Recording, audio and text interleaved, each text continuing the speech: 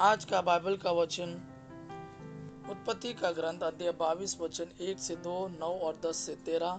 दूसरा वचन सन पौलुस का रोमियो के नाम पत्र अध्याय 8 वचन 31 से 34। और आज का सुसमाचार सन मरकुस के अनुसार अध्याय 9 वचन 2 से 10। उत्पत्ति का ग्रंथ अध्याय 22 वचन 1 से 2, 9 और 10 से 13। ईश्वर ने इब्राहिम की परीक्षा ली। उसने उससे कहा, इब्राहिम इब्राहिम। इब्राहिम ने उत्तर दिया, प्रस्तुत हो। ईश्वर ने कहा, अपने पुत्र को, अपने एकलौते को, परम प्रिय इसाक को साथ ले जाकर मोरिया देश जाओ। वहां जिस पहाड़ पर मैं तुम्हें बताऊंगा उसे बलि चढ़ा देना।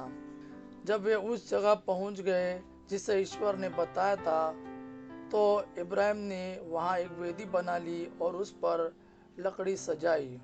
तब इब्राहिम ने अपने पुत्रों को बलि चढ़ाने के लिए हाथ बढ़ाकर छुरा उठा लिया, किंतु प्रभु का दूत स्वर्ग से उसे पुकार कर बोला, इब्राहिम इब्राहिम। उसने उत्तर दिया, प्रस्तुत हो।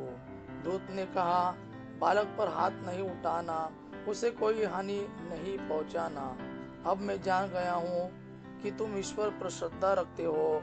तुमने मुझे अपने एकलौते पुत्र को भी देने से इनकार नहीं किया।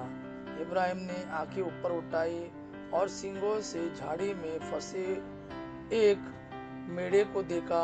इब्राहिम ने जाकर मेढ़े को पकड़ लिया और उसे अपने पुत्र के बदले बलि चढ़ा दिया।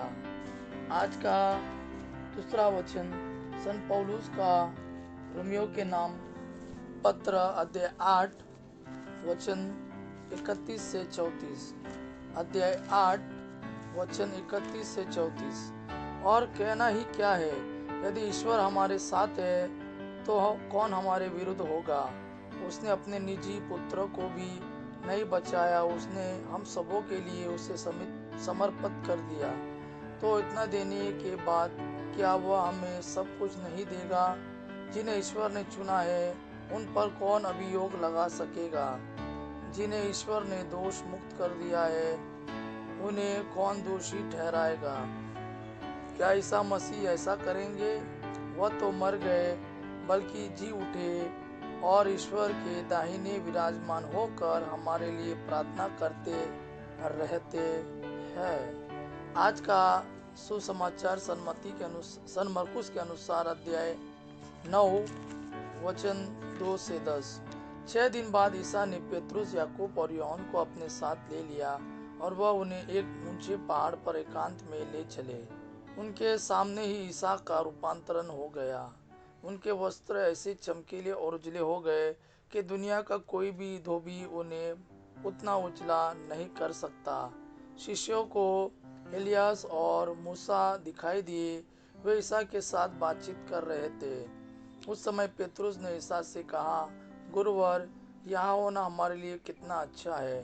हम 3 तंबू खड़ा कर दे, एक आपके लिए, एक मूसा और एक एलियास के लिए। उसकी समझ में नहीं आ रहा था कि वह क्या कहे, क्योंकि वे सब बहुत डर गए थे। तब एक बादल आकर उन पर छा गया और उस बादल में से यह वाणी सुनाई दी, यह मेरा प्रिय पुत्र है, इसकी सुनो।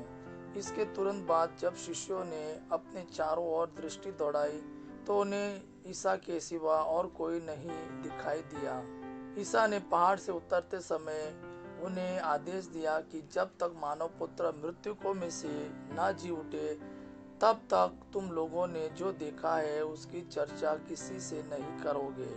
उन्होंने ईसा की यह बात मान ली, परंतु वे आपस में विचार विमर्श करते थे कि मृतकों में से जी उठने का अर्थ क्या हो सकता है। यह प्रभु का वाणी है। प्रभु को धन्यवाद। आबा पिता की महिमा और पुत्र यीशु का प्रेम आप पर सदा सर्वदा बना रहे। आमीन।